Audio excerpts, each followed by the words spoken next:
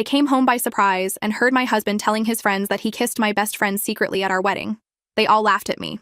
Before continuing the story, let us know in the comments which city you're watching from. Don't forget to subscribe to the channel, hit the notification bell so you won't miss more stories, and leave your like on the video.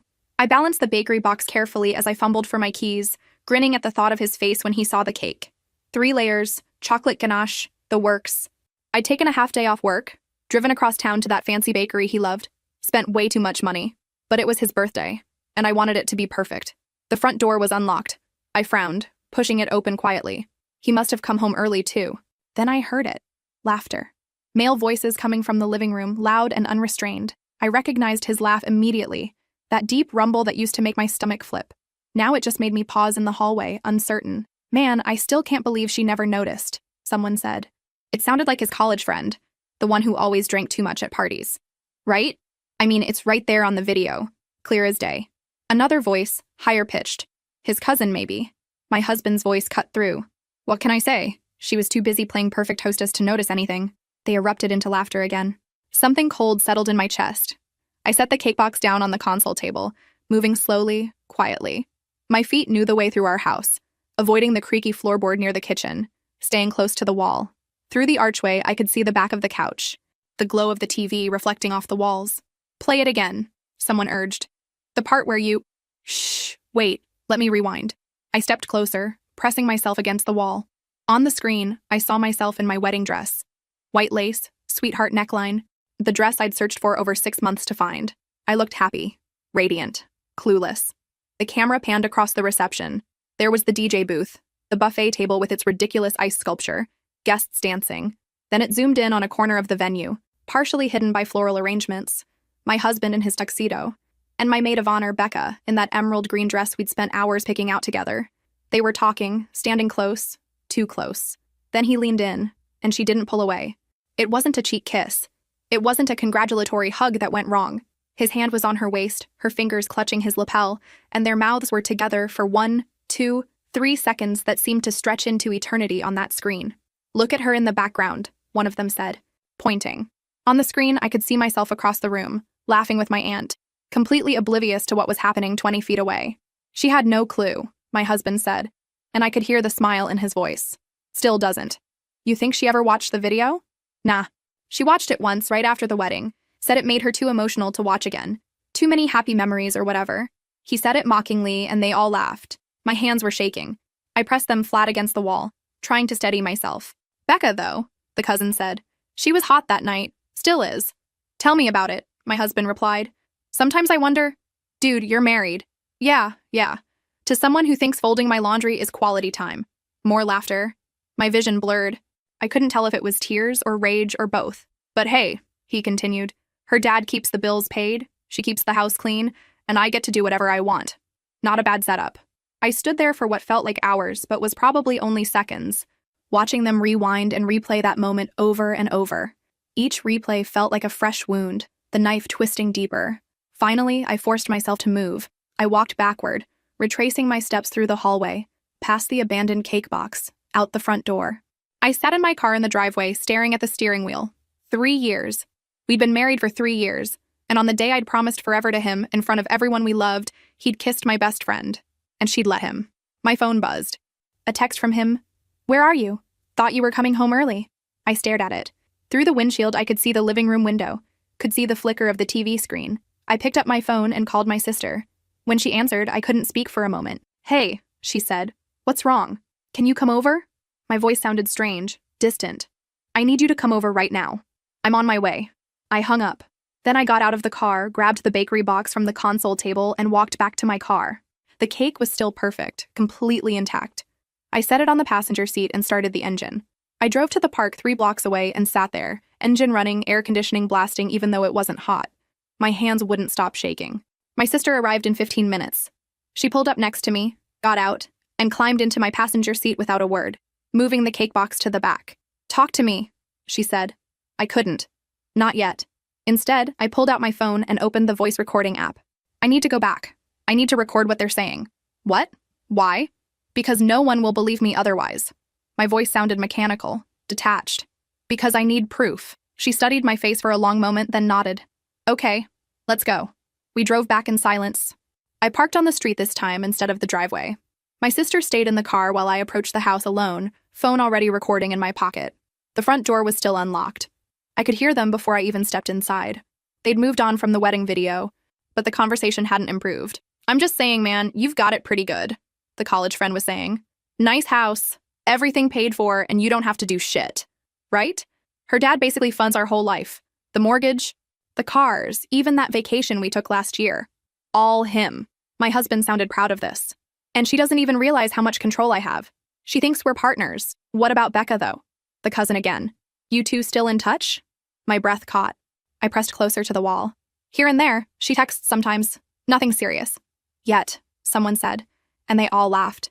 Look, I'm not stupid enough to blow up my situation. As long as her dad's writing checks and she's cooking dinner every night, I'm staying put. It's comfortable. But you're not happy, the college friend said. It wasn't a question. A pause. Happy? I don't know. It's not about happy. It's about easy. And this is easy. Until it's not, the cousin said. What happens when she figures out you checked out years ago? She won't. She's too busy trying to be the perfect wife to notice I stopped trying to be a good husband. More laughter. I felt sick. Remember your bachelor party? The college friend said. You told us then you weren't sure about getting married. Yeah, but her dad had already put down the deposit on the venue. What was I supposed to do? And honestly, it's not terrible. She leaves me alone most of the time, the house is always clean, and I don't have to worry about bills. Could be worse. Could be better, though, the cousin said. Could be with someone you actually want to fuck. I stopped recording. I'd heard enough. I walked back outside, got in my car with my sister, and played the recording for her. She listened in silence, her face growing harder with each passing second. That son of a bitch, she said when it finished. That absolute son of a bitch. 3 years, I said. We've been married for 3 years, and this whole time, he married you for money and convenience. She wasn't asking. My dad doesn't even give us that much. He helped with the down payment on the house, and sometimes he gives us money for Christmas or birthdays, but it's not like we're living off him. Doesn't matter. That's how he sees it. You're a meal ticket and a maid service. I stared at the steering wheel. The recording was still playing in my head, on loop, mixing with the image of him kissing Becca at our wedding. What do you want to do? My sister asked. I want him out, I said. The words came out stronger than I expected. I want him out of my house. Tonight? Tonight. She reached over and squeezed my hand. Then let's go get him out. We sat there for another minute, gathering strength. Then I started the engine and drove back to the house that was in my name, that my father had helped me buy before I even met my husband, and that I'd stupidly added him to the mortgage on after we got married. My sister followed me inside this time. The men in the living room looked up when we appeared in the archway. Hey, babe, my husband said, smiling like nothing was wrong, like he hadn't just spent the last hour mocking our marriage. I thought you were working late. I was, I said. My voice was steady, cold, but I came home early, for your birthday. He stood up, and I saw the moment confusion crossed his face. He could tell something was wrong, but couldn't figure out what. The cake's in the car, I continued. Chocolate ganache. 3 layers. I spent 2 hours picking it out. Oh, that's really nice. I heard everything, I said. The room went silent. His friends exchanged glances. What do you mean? But his face had gone pale. I held up my phone. I mean, I heard you talking about the wedding video. About Becca. About how my dad pays for everything and I'm basically your maid. It was just guy talk, I didn't— Get out, I said. What? Get out of my house. Now. His friends were already standing, grabbing their phones and keys, mumbling excuses about needing to leave. They couldn't get out fast enough. My sister watched them go with her arms crossed, making sure they actually left. When the door closed behind them, my husband turned back to me. You're overreacting. It was just stupid guy talk. I didn't mean any of it. Yes. You did, I said. Every word. He tried to follow me as I walked to the bedroom. My sister blocked his path. Give her space, she said. This is my house too. Actually, I called from the hallway. It's my house. My name was on the deed first. You got added to the mortgage, but the deed is still primarily mine. I pulled suitcases from the closet and started throwing his clothes inside. Shirts, pants, shoes, everything within reach. I wasn't being careful. I wasn't folding anything. I just wanted him gone. He appeared in the doorway. Stop. Can we just talk about this? There's nothing to talk about. I didn't look at him. You made it perfectly clear how you feel. You're here for convenience and money. Well, the convenience is over. I was venting. I was being an idiot. You know how guys are when they get together. I know how you are, I said, finally meeting his eyes. You kissed Becca at our wedding. His face went blank. That was nothing. It was 3 years ago. It was our wedding day. And you never told me. Because it didn't mean anything. It was stupid. We were drunk. It was 1 second. It was 3 seconds. I watched the video. Multiple times, actually, since your friends seem to enjoy replaying it. He ran his hands through his hair. Okay, I fucked up. I should have told you. But nothing happened after that, I swear. Do you still talk to her? A pause. Too long. Sometimes. But it's just, get out. Baby, please. Don't call me that. I zipped one suitcase closed and moved to the dresser for more clothes. You don't get to call me that after what you said about me. I'm not your baby. I'm not even your wife, apparently. I'm just the woman whose father pays your bills. I didn't mean it like that. Yes, you did. I grabbed another armful of his clothes. You said you're only staying because it's comfortable. Because I cook and clean and don't bother you. Well, I'm bothering you now. Pack your shit and leave. My sister appeared behind him. Can you talk to her? Tell her she's being crazy? She's being sane for the first time in 3 years, my sister said. Now move. He looked between us and I saw the moment he realized we were serious. Where am I supposed to go? Call your mother, call your friends, call Becca for all I care, just get out of my house. Our house. I'm on the mortgage. Which I can refinance in my name. My dad will help me.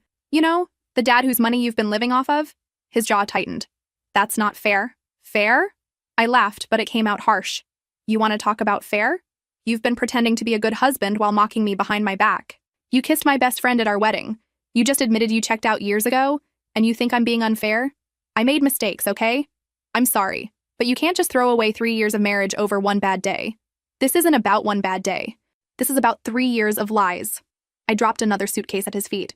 This is everything from your side of the closet. If I missed anything, I'll mail it to your mother's house. You're really doing this? Right now? On my birthday? The audacity of that statement hit me like a physical blow. Yes, right now, on your birthday. Because I came home with a cake to surprise you, and instead, I found out my entire marriage has been a complete joke. He stared at me for a long moment. I waited for more arguments, more excuses, more manipulation. But something in my face must have told him it was over. Fine, he said finally. Fine, I'll go, but this isn't over. We need to talk about this properly when you've calmed down. I am calm, I said. And I was. Underneath the anger and hurt, I felt strangely clear-headed. And we will talk, through lawyers. You can't be serious. I've never been more serious about anything in my life. My sister handed him his suitcases. He took them, his hands shaking slightly, and looked at me one more time. You'll regret this, he said. No, I said quietly. I regret the 3 years I wasted on you. I'm not making that mistake again. He left. My sister and I listened to him stumble down the stairs, heard the front door open and close, heard his car start in the driveway and pull away. Then I sat on the edge of the bed and started to cry. My sister sat beside me, pulling me into her arms.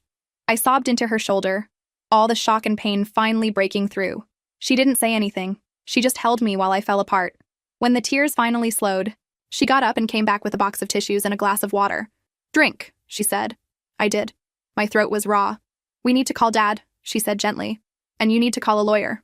First thing tomorrow. I nodded, wiping my face. What about Lily? Our daughter. She was at my parents' house for the night, having a sleepover with them. She had no idea her world was about to change. We'll figure that out, my sister said. One thing at a time. The next morning, my parents arrived early. My father's face was tight with controlled anger when I played him the recording. My mother just looked sad. I never liked him, my father said quietly. But I thought maybe I was being overprotective. You were right, I said. We were sitting at the kitchen table, Lily still asleep upstairs. About everything. My mother reached across the table and squeezed my hand. What do you need from us? A lawyer. A good one. My father nodded. I know someone. She handled my business partner's divorce last year. She's tough. Good. I want tough. My sister brought coffee, and we started making a list of everything that needed to happen. Change the locks, remove his name from shared accounts, document everything. My father offered to help with the mortgage refinancing. The house was yours first, he said. We'll make sure it stays that way. Around 9, Lily woke up and came padding downstairs in her pajamas, dragging her stuffed rabbit. Mommy. She climbed into my lap and I held her tight, breathing in the smell of her shampoo. Hi, baby. Where's Daddy? The question I'd been dreading. Everyone at the table went quiet. Daddy's staying somewhere else for a while, I said carefully. Why? Because Mommy and Daddy need some time apart. Did you have a fight? Something like that. She was quiet for a moment, processing. Is he coming back? I don't know, sweetie. Maybe not. Oh, she hugged her rabbit tighter. Okay. It was too easy. That acceptance. She was only 4. She didn't understand yet what this meant. My mother took Lily to the living room to watch cartoons while the adults continued planning. My phone kept buzzing. Text after text from him. I'm sorry. Please, can we talk? I love you. You're being unreasonable. My mother wants to talk to you. I ignored them all. Then the calls started. Different numbers. I blocked each one. His mother's number popped up and I let it go to voicemail. Her message was exactly what I expected. Defending her son. Accusing me of overreacting. Demanding I reconsider. I deleted it. He's going to escalate, my sister said. You know that, right? I know. We should document everything, every call, every text, every time he shows up. Shows up? My mother asked, alarmed. He will, my sister said grimly. Guys like him always do. They can't handle losing control. She was right, of course. By noon, he was parked outside the house. I watched from the window as he sat in his car, staring at the front door. He didn't get out, just sat there. Should we call the police? My mother asked. He's not doing anything illegal, my father said. He's parked on a public street, but he's harassing her. Not technically, not yet. After an hour, he left, but he came back that evening, and the next morning. Each time, he just sat there, watching the house. On the third day, I had my first consultation with the lawyer my father recommended. Her name was Ruth, and she had the kind of sharp, no-nonsense energy I needed. You have the recording? She asked. I played it for her. She listened without expression, taking notes. This is good. Very good. Shows his state of mind, his motivations. The fact that he admitted to ongoing contact with the other woman is particularly useful. There's more, I said, and told her about the wedding video, about Becca, about the years of feeling like something was off but never being able to prove it. Do you suspect there's been a physical affair? I don't know, maybe. He said they still text. We'll need to get access to his phone records if possible. And social media. People are usually careless about what they put online. She outlined the process: filing for divorce, establishing custody arrangements, dividing assets. It sounded exhausting and expensive. Your father mentioned he'd help with costs, she said. That's good. Your husband will likely try to drag this out. They usually do when they're the ones being left. How long will this take? Months, maybe a year. It depends on how cooperative he is. I left her office feeling drained. My sister picked me up. How'd it go? She's good. Scary good. I think she'll destroy him. Good. He deserves it. We drove home in silence. When we pulled into the driveway, I noticed something on the front porch. A bouquet of roses with a card that read, I'm sorry. Please give me another chance. I picked them up and dropped them directly into the trash can by the garage. A week after I kicked him out, Becca called. I stared at her name on my phone screen for 3 rings before answering. Part of me wanted to let it go to voicemail, but another part needed to hear what she had to say. Hello. Oh my God. Finally. Her voice was breathless, relieved. I've been trying to reach you for days. I know.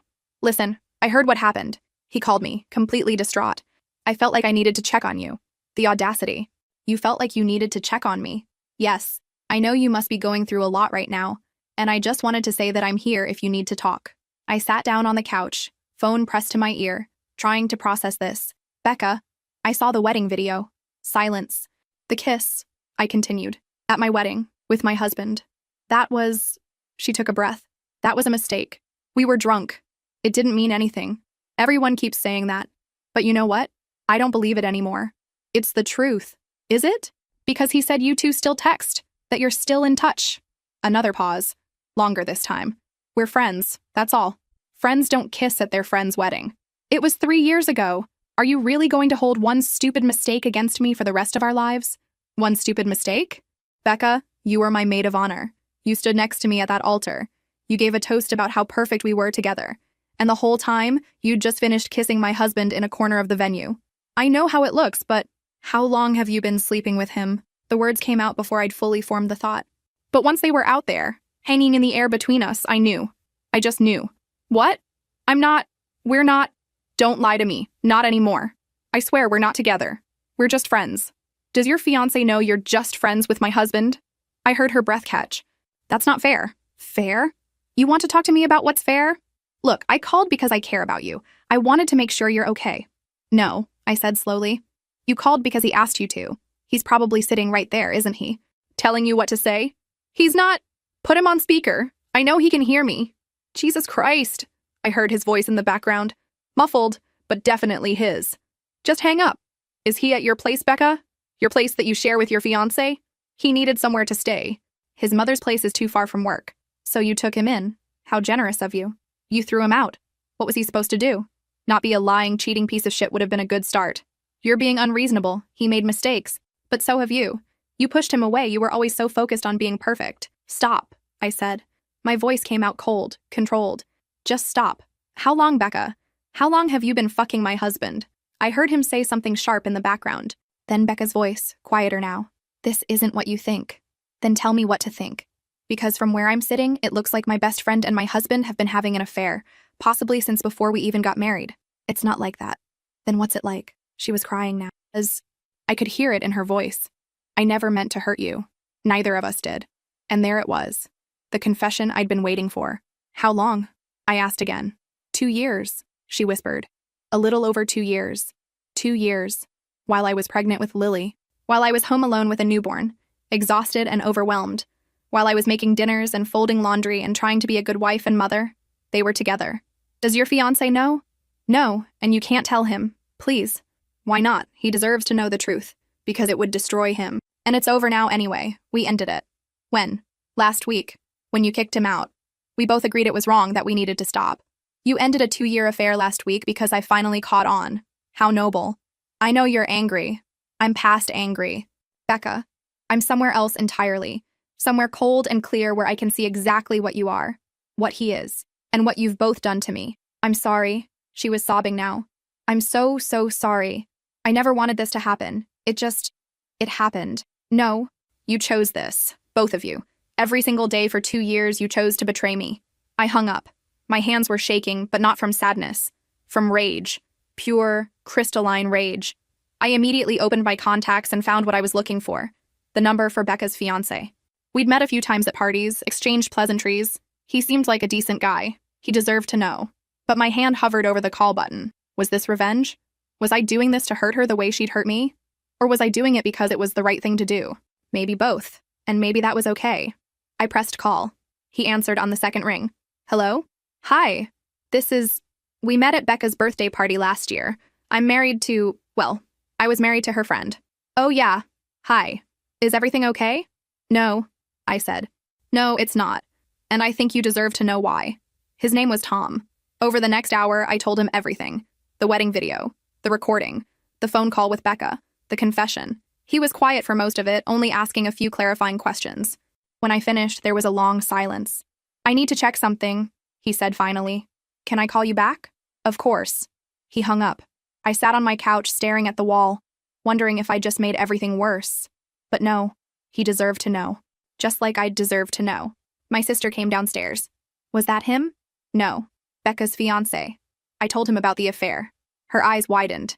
Wow, how'd he take it? Hard to say. He's checking something. He said he'd call back. She sat beside me. You did the right thing. Did I? Or did I just blow up 2 relationships because I'm angry? They blew up their own relationships. You just told the truth. An hour later, Tom called back. His voice was different now. Harder. I found them. Found what? Messages. She has a second Instagram account. I never knew about it. Private. I went through her phone while she was in the shower. He laughed bitterly. I know that's terrible, going through someone's phone. But I'm glad I did. What did you find? Everything. 2 years of messages, photos. They weren't even careful. There are pictures of them together in hotels, restaurants, messages talking about how they wished they could be together, how they were planning to leave us both eventually. My stomach dropped. Planning to leave us? That's what they said. Once Lily was older. Once I'd paid off more of Becca's student loans. They had it all figured out. I felt sick. Can you send me screenshots? Already did. Check your email. I opened my laptop with shaking hands. The email was there with a dozen attached images. I clicked through them, each one worse than the last. Pictures of them kissing, his hand on her waist. A selfie in a hotel room, both of them in bathrobes. Messages that made my skin crawl. I can't wait to wake up next to you every morning. Soon. Just a little longer and we'll have everything we want. She suspects nothing. Neither does he. There was one from when I was 8 months pregnant. I know this is hard, but think about our future. Once the baby's here and things settle down, we can figure out our next move. And his response, I know, I just hate lying to her. But you're worth it. I closed the laptop before I could read more. I'm leaving her, Tom said. Tonight, I already packed a bag. I just wanted to wait until I talked to you to thank you for telling me. I'm sorry. I know this isn't easy. It's better than living a lie. At least now I know the truth. He paused. Are you going to be okay? Eventually. I have my daughter. My family. That's enough. If you need anything, testimony for court, witness statements, whatever, I'm here. Thank you. Really? After we hung up, I forwarded the screenshots to my lawyer. Then I just sat there, staring at nothing, trying to process the depth of their betrayal. They'd been planning this for years. They'd looked at me, at Tom, at Lily, and decided we were all acceptable collateral damage in their love story. My phone buzzed. A text from him. What did you do? Becca's fiancé just showed up and took all his stuff. She's hysterical. This is your fault. I typed back. No, this is your fault. And hers. I just told the truth. You vindictive bitch. I screenshot the message and sent it to my lawyer, then blocked his number. Again. 5 minutes later, another text from a different number. You destroyed Becca's life. Are you happy now? Block. Another number. My mom's right about you. You're a cold, heartless... Block. They kept coming. Friends' numbers. His cousin. People I barely knew. All of them defending him, attacking me. I blocked every single one and finally turned off my phone entirely. My sister found me in the kitchen an hour later, crying into a cup of cold coffee. They're all texting me, I said. Everyone's saying I'm the villain, that I ruined everything. They're idiots. They don't know the truth. But what if they're right? What if I should have just kept quiet? Tried to work it out? She grabbed my shoulders. Listen to me. You did nothing wrong. Nothing. He cheated. She cheated. They lied to you for years. And when you found out, you made the choice to walk away. That's not vindictive. That's self-respect. Then why do I feel so awful? Because you loved him. Because you trusted her. And they both betrayed that. It's okay to feel awful. But don't let them make you feel guilty for refusing to be their doormat anymore. I nodded, wiping my eyes. She was right. I knew she was right. But it still hurt. Lily started asking more questions after the first week. When is Daddy coming home? I don't know, sweetie. Does he not love us anymore? That one broke my heart. Daddy loves you very much. This isn't about you. This is between Mommy and Daddy. But why can't he come home? Because sometimes adults need to live in different places. It doesn't mean he doesn't love you. She seemed to accept this, but I noticed changes. Small things at first.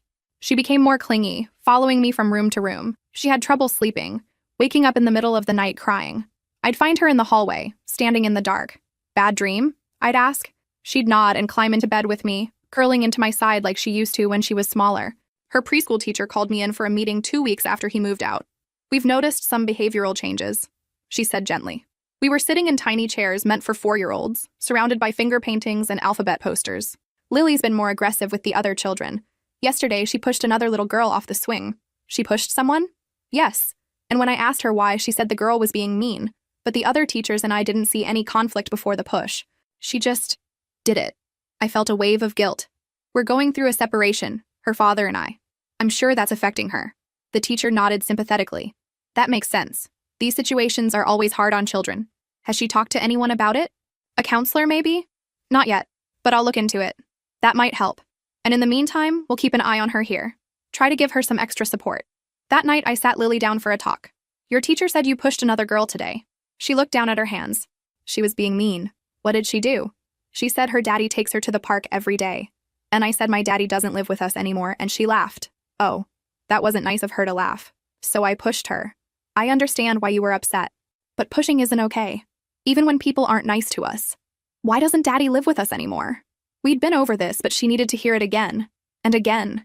And probably 100 more times before it really sank in. Because Mommy and Daddy were having problems. Adult problems. And we decided it would be better if we lived in different houses.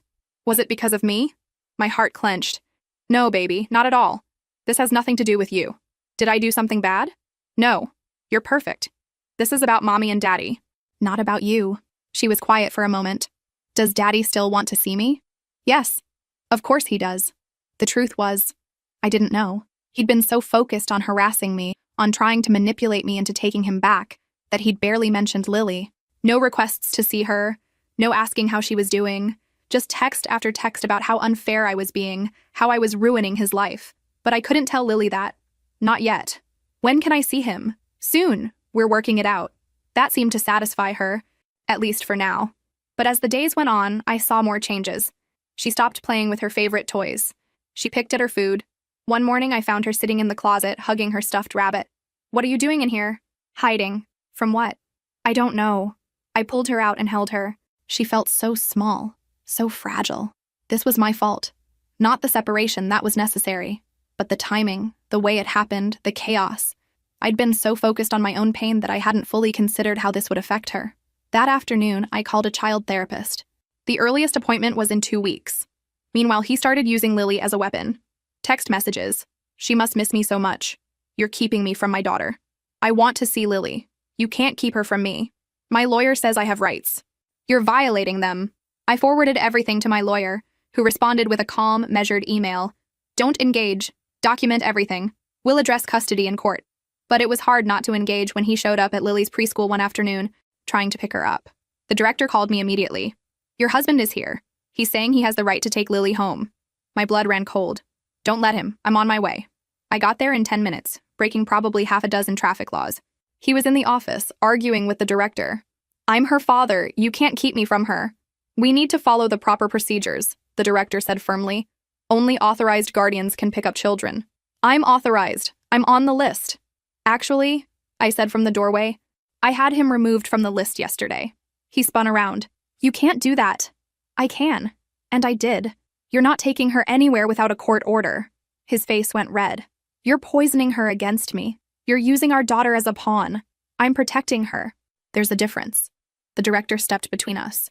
I'm going to have to ask you both to leave. This isn't appropriate behavior in front of the children.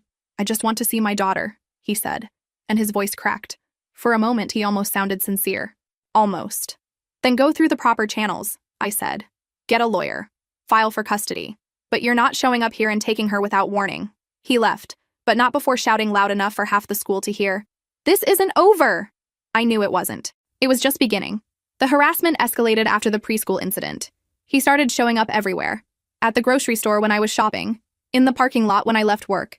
Sitting in his car outside the house at random hours, just watching. None of it was technically illegal. He was always on public property, never threatening, never getting too close. But it was constant, and it was exhausting. My lawyer filed for a restraining order, but the judge denied it. He hasn't made any threats, Ruth explained over the phone. He hasn't been violent. The judge doesn't think there's enough evidence of imminent danger. He's stalking me. I know, but legally he's just present, in public places where he has every right to be. So I just have to live like this, looking over my shoulder constantly? Document everything. Take photos every time you see him. Record dates, times, locations. If this continues, we can try again for the restraining order. But for now, we focus on the divorce and custody. The divorce papers were filed. He was served at work, which I knew would humiliate him. Good. His response was to start a campaign of phone calls. Not to me. I'd blocked every number he tried. But to everyone I knew. My friends, my co-workers, my family. She's lying about me, he'd say. She's mentally unstable. I'm worried about Lily's safety. Some people believed him. Others called me to warn me what he was saying. Either way, it was exhausting to constantly defend myself. Then his mother showed up at my house. I was making dinner when the doorbell rang. Through the peephole, I could see her standing on my porch, arms crossed, face hard. I considered not answering, but she'd just keep ringing, and Lily was in the next room. I opened the door but didn't invite her in. What do you want? To talk some sense into you. There's nothing to talk about. You're destroying my son's life over one mistake. One mistake? He had a 2-year affair with my best friend. He married me for money. He's never loved me. That's not true. He does love you. He just made a bad choice. 2 years of bad choices. Everyone makes mistakes. Are you really going to throw away your marriage without even trying to work it out? We're done working it out. I'm done being lied to. Think about Lily. She needs her father. She'll have her father. Through supervised visitation if he's lucky. Her face went red. You're a vindictive, spiteful woman. My son deserves better. Your son deserves exactly what he's getting. Now get off my property. I'm not leaving until... Get off my property, or I'm calling the police. She left, but not before leaving a string of insults in her wake. I locked the door, leaned against it, and tried to calm my racing heart. Lily appeared in the hallway. Who was that? Nobody important, sweetie. Was it Grandma? I'd forgotten that Lily knew his mother's voice. Yes, but she had to go. Why was she yelling? She was just upset. It's okay now. But it wasn't okay. That night, he showed up at 7 a.m, pounding on the door hard enough to wake both of us. I know you're in there. We need to talk. I grabbed my phone and started recording. Lily was crying in her room, scared by the noise. Leave or I'm calling the police, I shouted through the door. This is my house too. You can't keep me out. I absolutely can. This is my property and you're trespassing. I just want to see my daughter. I called 911. There's a man pounding on my door. He's my estranged husband, and I've asked him to leave multiple times. The dispatcher asked if he'd made any threats. He hadn't. She said they'd send someone out, but it wasn't an emergency, so it might be a while. By the time the police arrived 20 minutes later, He was gone. We can file a report, the officer said. But without a restraining order, there's not much we can do. He's not committing a crime by knocking on the door. He was pounding on it, screaming. He scared my daughter. I understand, ma'am, but legally our hands are tied. You need to go through the courts. I took Lily to my parents' house that day and stayed there for the rest of the week. I couldn't be in my own home, constantly waiting for him to show up again. My father changed the locks while we were gone, added a security camera at the front door, installed motion sensor lights. If he comes back, we'll have video evidence, he said. That might help with the restraining order. Sure enough, 2 days after I returned home, he was back, standing on the sidewalk staring at the house. The camera caught everything. Then he started leaving things, flowers on the porch, letters pushed through the mail slot. A teddy bear for Lily, left on the doorstep with a note that read, "Daddy misses you." I gave everything to my lawyer, who added it to the growing file of documentation. This is good, Ruth said. It shows a pattern of harassment and boundary violation. We'll use this in the custody hearing. The custody hearing was scheduled for 3 weeks out. In the meantime, I had to figure out how to keep living my life while he inserted himself into it at every opportunity. The breaking point came when he showed up at my office. I was in a meeting with my boss and 2 coworkers when the receptionist buzzed. "There's someone here to see you. Says he's your husband." My stomach dropped. "Tell him I'm not available." "He's insisting. He says it's urgent. Call security." But before security could arrive, he pushed his way past the receptionist and into the conference room, his mother trailing behind him.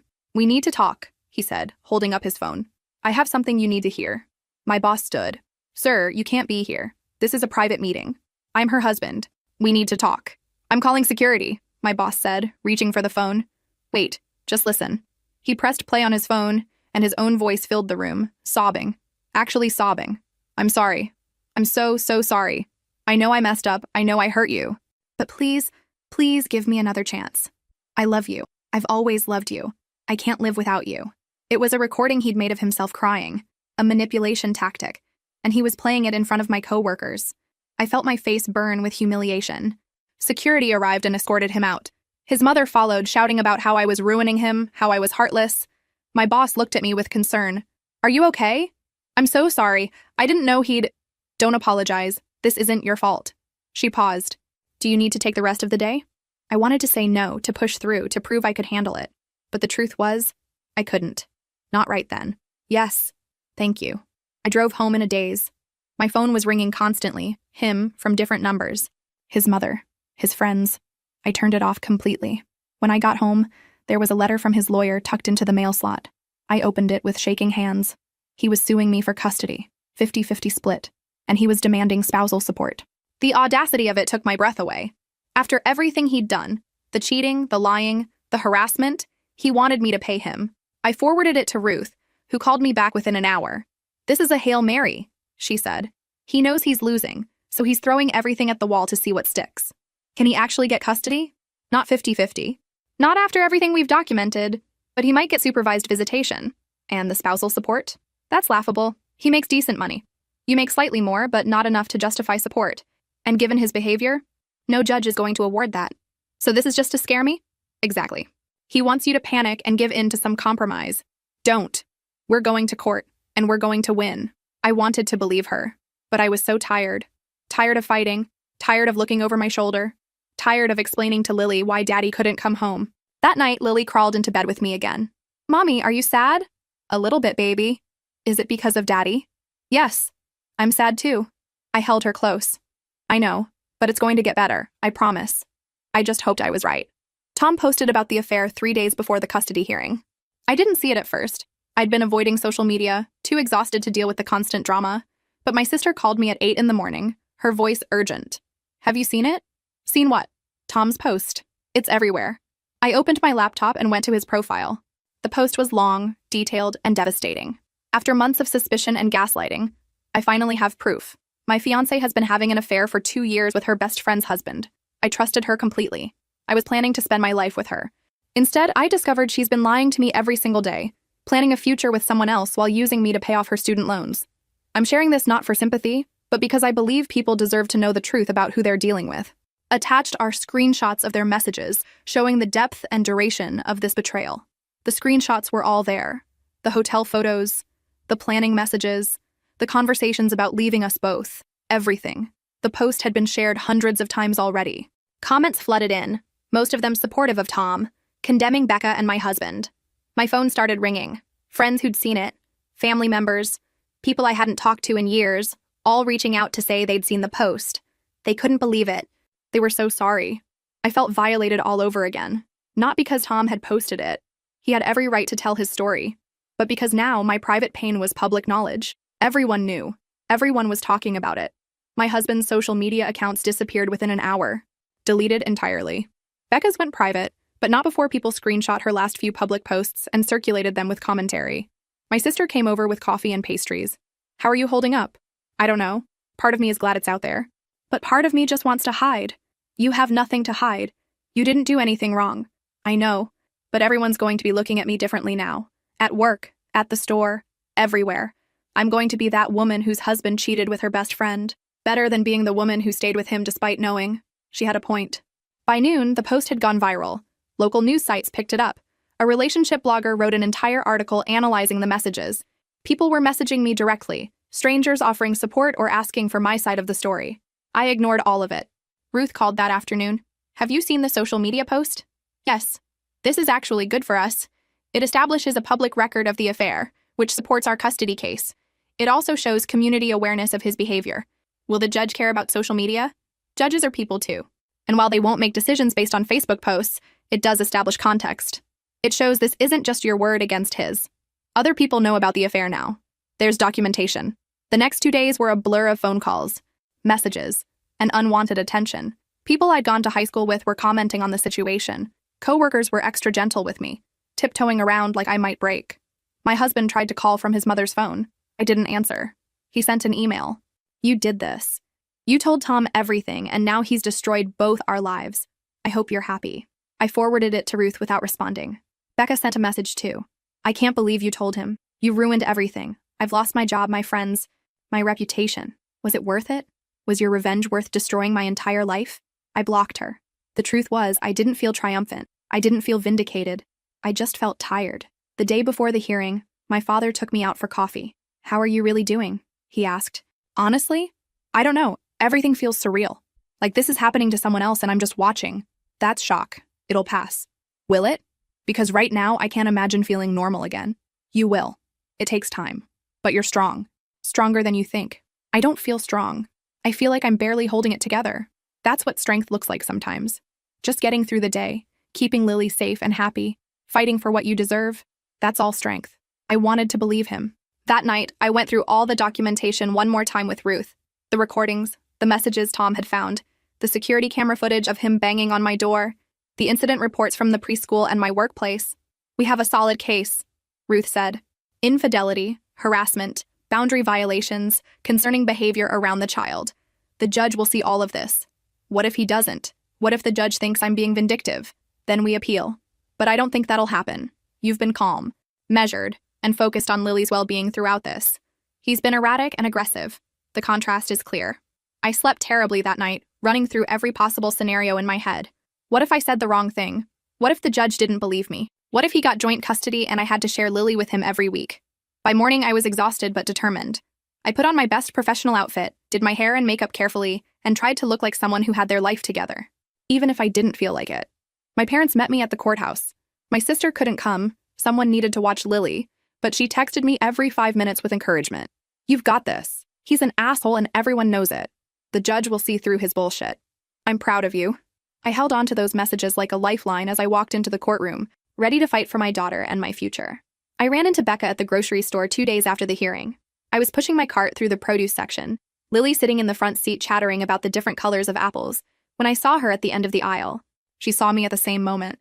We both froze. For a second, I considered turning around, pretending I hadn't seen her, but she was already walking toward me, her face desperate. Please, she said. Can we talk? No. Just 5 minutes. That's all I'm asking. There's nothing to say. There's everything to say. I need to explain. You already explained. You had an affair with my husband for 2 years. You planned a future together. You used both me and Tom. What else is there? Lily looked up, confused. Auntie Becca? My heart sank. I'd forgotten that Lily still knew her as Auntie, still associated her with fun times and presents and laughter. Becca's eyes filled with tears. Hi, sweetie. Why doesn't Auntie Becca come over anymore? Lily asked me. Because Auntie Becca and Mommy aren't friends right now. Why not? Because... I struggled to find age-appropriate words. Because she did something that hurt Mommy's feelings very badly. Did she say sorry? Out of the mouths of children. Yes, but some things are too big for sorry to fix. Becca wiped her eyes. I am sorry. I know you don't believe me, but I am. I never meant for any of this to happen. But it did happen. You chose to make it happen. Every day for 2 years. I know. And I hate myself for it. I've lost everything. My relationship, my friends, my reputation. People at work won't even look at me. I'm probably going to have to move just to get away from the judgment. That's what happens when you betray people. I know. But please, can you at least try to understand? It wasn't planned. We didn't wake up one day and decide to hurt you. It just happened. We fell in love. Don't. My voice came out sharp. Don't romanticize what you did. You didn't fall in love. You made a choice. Multiple choices. To lie, to sneak around, to plan a future while pretending to be my friend. But we did love each other. That has to count for something. It counts for nothing. Because whatever you felt for him, it wasn't worth more than your friendship with me. Or Tom's trust. Or my marriage. Or Lily's sense of security. I gestured to my daughter, who was watching our conversation with wide, confused eyes. She's 4 years old and she's in therapy because her father disappeared from her life. Because you and he decided your feelings were more important than anyone else's. That's not fair. None of this is fair. But I didn't make it unfair. You did. Can I at least talk to him? Tell him no, you don't get to be anywhere near him. And honestly, I hope he realizes what you are before he makes the same mistakes with you that he made with me. That's cruel. That's honest. You two deserve each other. Both selfish, both willing to lie to get what you want. I hope you're very happy together. We're not together. We ended it. Good. Then maybe you'll both learn something from this mess. I turned to push my cart away, but Lily reached out toward Becca. Bye, Auntie Becca. Becca's face crumpled. Bye, sweetheart. As we walked away, Lily asked, Is Auntie Becca sad? Yes, baby. Why? Because she lost something important to her. What did she lose? Me. She lost me. Later that night, after Lily was in bed, I sat on the couch and let myself cry. Not because I missed Becca, I didn't, but because I was grieving the friendship I'd thought we had. The person I'd thought she was. My sister found me there an hour later. Rough day? Ran into Becca at the store. Oh God. What happened? I told her. She listened quietly, then said, How do you feel? Empty. Like I should feel angrier or more satisfied, but I just feel empty. That's normal. Confrontation isn't as cathartic as people think it'll be. She wanted me to understand. To forgive her, I think. Do you? Understand? Maybe. I can understand how affairs happen, how people rationalize bad choices. But forgive? No. Not now. Maybe not ever. That's okay too. You don't owe her forgiveness just because she wants it. I know. But Lily asking about her, I shook my head. That hurt. Because Lily doesn't understand why Auntie Becca disappeared. She just knows another person she loved is gone. She'll understand when she's older. And until then, you're protecting her from someone who can't be trusted. I hope she doesn't end up with trust issues because of all this. She won't. Because she has you, and you're showing her what it looks like to have boundaries and self-respect. That's the most important lesson you can teach her. I hoped she was right. He showed up at my office again 3 weeks later. This time, security stopped him at the entrance. But not before he caused a scene in the lobby. His mother was with him again, and together they made enough noise that half my floor could hear them from the elevators. I just want to talk to my wife, he shouted. Ex-wife, I heard security say. And she's asked you not to contact her. You need to leave. This is harassment. She's keeping me from my daughter. My boss appeared at my desk. Is that him? Yes. Do you want to call the police, or should we? I'll do it. This is the second time. They need to know it's a pattern. I called 911, explained the situation calmly, and gave them the address. The operator said they'd send someone right away. By the time the police arrived, he'd escalated to trying to force his way past security. His mother was filming everything on her phone, probably planning to post it online as evidence of how I was victimizing them. The officers talked to him outside while I gave a statement to security. I showed them the previous incident reports, the custody agreement from court that clearly stated he was not to contact me directly, and the documentation of his pattern of harassment. We can arrest him for trespassing, one officer said. But that might make things worse. Or it might make him realize there are consequences for his actions. Fair point. We'll talk to him. If he shows up again, we'll press charges. They left. I went back to my desk, hands shaking, trying to focus on work but unable to think about anything except the confrontation. That afternoon, his lawyer sent my lawyer a letter. In it, they claimed I was denying him access to his daughter in violation of the custody agreement. They demanded immediate makeup visitation and threatened to file for contempt of court. Ruth called me as soon as she received it. Have you been denying him visitation? No. He has supervised visitation every Saturday at a neutral location. He's the one who hasn't shown up to half of them. I thought so. This is just posturing. They're trying to make you look bad before the final custody hearing. The final hearing was in 2 months.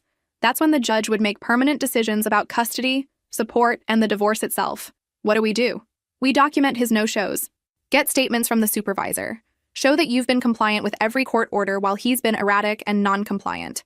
This letter actually helps us more than it helps them. He also showed up at my office today. Again, with his mother. The police were called. Good. Get a copy of the police report. Add it to the file. Everything was evidence now. Every interaction, every violation, every incident. My entire life had become a legal case file. 2 days later, his lawyer sent another letter. This one demanding spousal support based on the difference in our incomes and the length of our marriage. I laughed when I read it. Actually laughed. He has a job, I told Ruth. A good job. He makes decent money. How can he possibly claim he needs support from me? He can't. But they're throwing everything at the wall to see what sticks. The judge will see this as frivolous, especially given his affair and the circumstances of the separation. So we just ignore it? We respond, but we don't panic. This is a negotiation tactic. They want you to offer a settlement just to make it go away. I'm not offering anything. Good. Neither am I. That weekend was his scheduled visitation. I brought Lily to the Supervised Visitation Center, a neutral building with play areas and observation rooms. A social worker would watch the interaction and file a report. He was late. Lily waited in the playroom, asking every few minutes when Daddy would arrive. Soon, baby. But 20 minutes passed, then 30. Finally, 45 minutes after the scheduled start time, the supervisor came out. He's not coming. I've tried calling, but he's not answering. Lily's face fell. Daddy's not here? Not today, sweetie, but maybe next week. On the drive home, she was quiet. Then, softly, Daddy doesn't want to see me anymore. That's not true. He just had something come up. He always has something that comes up. She was right. This was the 3rd visit he'd missed in a row, and I had no excuse for him anymore. That night, she asked if she could sleep in my bed. I said yes, and we lay there in the dark, her small body curled against mine. Mommy? Yeah, baby? Is it okay if I don't miss Daddy anymore? My heart broke. Of course it is. You can feel however you feel. I used to miss him a lot, but now I just feel nothing. She was 4 years old and already learning to protect herself from disappointment by shutting down her feelings. I held her tighter. It's okay to feel nothing, and it's okay if you miss him again later. Feelings change. That's normal. Okay. She was quiet for a moment. Mommy? Yeah? I'm glad I still have you. I kissed the top of her head, tears sliding down my face in the darkness. I'm glad I have you too, baby. Always. The next day, Ruth filed a motion to document his pattern of missed visitations and to modify the custody agreement based on his unreliability. We're building a case that he's not invested in being a parent, she explained, that he's more interested in harassing you than in actually seeing his daughter. The judge will take that into account. What if he suddenly starts showing up to everything? Then we document that too. Show the pattern. Erratic, unpredictable, focused on manipulation rather than consistency. Either way, we're covered. I wanted to believe her. But I'd learned the hard way that the legal system moved slowly, and in the meantime, my daughter was the one suffering. The final custody hearing was on a Tuesday morning in late October. I arrived early with Ruth, dressed professionally, carrying a folder with every piece of documentation we'd collected over the past 4 months. My parents sat in the gallery behind me, silent support. He arrived 10 minutes late with his lawyer, looking disheveled and angry. His mother tried to follow him in, but was told only parties and lawyers were allowed in the courtroom for this hearing. The judge reviewed our case file first. Page after page of evidence, the recording of him mocking our marriage, the wedding video showing him kissing Becca, Tom's screenshots of their affair messages, police reports from his workplace incidents, visitation supervisor reports documenting his missed appointments, the preschool incident report. Ruth presented everything methodically, building a clear narrative. A man who'd betrayed his wife, harassed her after she left, used their daughter as a weapon, and then failed to show up when given opportunities to actually parent. His lawyer tried to paint me as vindictive, as someone who destroyed his life and reputation out of spite. But when the judge asked for examples of my misconduct, they had nothing. Every action I'd taken was documented as protective, not punitive. Your client has missed 3 consecutive supervised visitations, the judge noted, looking over his glasses at my husband. Can you explain why? He mumbled something about work conflicts and not being able to afford the supervision fees. The supervision fees are $50 per session, the judge said. You have a full-time job earning adequate income. That's not a valid excuse. I couldn't see my daughter with someone watching me like I'm a criminal. You're not being treated like a criminal. You're being supervised because of your documented pattern of erratic behavior, harassment of your ex-wife, and the incident at your daughter's preschool, where you attempted to remove her without authorization.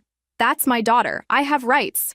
You have responsibilities, the judge corrected, which you've repeatedly failed to meet. Meanwhile, your ex-wife has complied with every court order, maintained stable housing and employment, ensured your daughter's attendance at therapy and school, and documented your behavior without retaliation. Ruth leaned back slightly. I could feel her satisfaction even though her face remained neutral. The judge took a brief recess to review the evidence. Those 20 minutes felt like hours. When he returned, his decision was clear and comprehensive. Primary physical custody to me. Supervised visitation for him every other Saturday, which could be reevaluated in 6 months if he completed a co-parenting class and maintained consistent attendance. He was ordered to pay child support. His request for spousal support was denied outright. A restraining order was granted, prohibiting him from contacting me except through approved channels regarding Lily, and from coming within 500 feet of my home or workplace. Furthermore, the judge added, any future violations of this order will result in immediate contempt proceedings and possible jail time. Do you understand? Yes, he said quietly. Good. This court finds that the child's best interests are served by stability and protection from conflict. The mother has demonstrated her ability to provide both. The father has demonstrated a pattern of behavior that is concerning and potentially harmful. Custody is awarded accordingly. When we left the courtroom, he tried to approach me in the hallway. Ruth stepped between us immediately. The restraining order is effective immediately, she said firmly. Walk away. He did, but not before his lawyer pulled him aside for what looked like a very tense conversation. My father hugged me tight. It's over. Not completely, I said. We still have the divorce settlement to finalize. But the hard part was done. Lily was safe. I was safe. And he finally had consequences for his actions. That evening, I picked Lily up from my sister's house and took her to the park. It was a beautiful fall day, the leaves turning gold and red, the air crisp, but not cold. How was your day with Auntie? I asked as she ran ahead to the swings. Good, we made cookies. I pushed her on the swing, watching her laugh as she went higher and higher. She looked happy, really happy. Not the forced happiness she'd shown in those first weeks after he left, but genuine joy. Mommy? Yeah, baby. Can we come here every Tuesday? Every Tuesday? Yeah, like this. Just you and me. Sure, baby. We can do that. She smiled and pumped her legs, soaring higher. This is my favorite place now. Mine too. Later, over dinner, I got a text from Tom. We'd stayed in occasional contact, united by our shared experience of betrayal. Saw the custody results. Congratulations. You deserve the win. Thanks. How are you doing? Better. Dating again, actually. Taking it slow, but it feels good to try. That's great. Really. You'll get there too, eventually. Maybe. Right now, I'm just focused on Lily and rebuilding. That's the right priority. Take care of yourself. You too. I set my phone down and looked at Lily, who was meticulously arranging her chicken nuggets by size. Why are you looking at me like that? She asked. Because I love you. I love you too, Mommy. She went back to her nuggets, then added, This is nice. Just us. Yeah, I said. It really is. 3 months later, the divorce was finalized. He got limited possessions, a small portion of joint savings, and nothing else. I kept the house, my car, and primary custody. The restraining order remained in place. Becca moved to another state. I heard through mutual acquaintances that she'd taken a job 3 hours away, starting over somewhere no one knew her story. My husband continued living with his mother, showing up sporadically to his supervised visits, and complaining to anyone who'd listen about how unfair the system was. Tom got engaged to someone new, someone he'd met through work. He sent me a photo of the ring, and I was genuinely happy for him. Lily started kindergarten. Her therapy sessions dropped from weekly to monthly, then to as needed. The nightmares stopped. The clinginess faded. She made new friends, joined a soccer team, and slowly became herself again, or maybe became who she was always meant to be, without the weight of a dysfunctional home. My sister came over one Sunday for brunch. While Lily played in the backyard, we sat on the porch with coffee. You seem different, she said. Lighter. I feel lighter, like I can finally breathe. You know what I realized? In all the time I've known him, I never saw you really happy. Not like you are now. I thought I was happy. I thought that's what marriage was supposed to feel like. Well, now you know better. Now I know better. She raised her coffee cup. To knowing better. I clinked my cup against hers. To knowing better. That night, after tucking Lily in, I sat in my living room in my house, with no one to answer to or accommodate or tiptoe around. I opened my laptop and started looking at continuing education classes, something I'd always wanted to do but never had time for. Outside, the neighborhood was quiet. Inside, everything was exactly as I wanted it. Clean but lived in, peaceful but full of life.